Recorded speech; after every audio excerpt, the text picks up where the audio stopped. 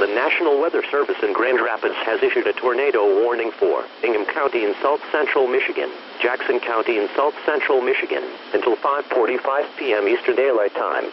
At 4:49 p.m. Eastern Daylight Time, National Weather Service meteorologists were tracking a severe squall line capable of producing brief rain-wrapped tornadoes in addition to widespread straight-line wind damage. This dangerous storm was located near Bellevue and moving east at 70 miles per hour. Very damaging winds have been reported in Kalamazoo and Battle Creek with this storm.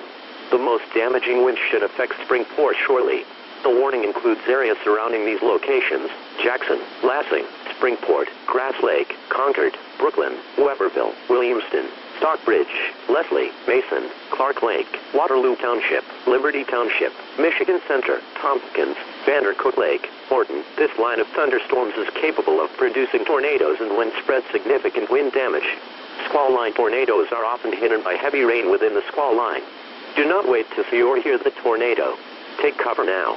Move to an interior room on the lowest floor of your home or business.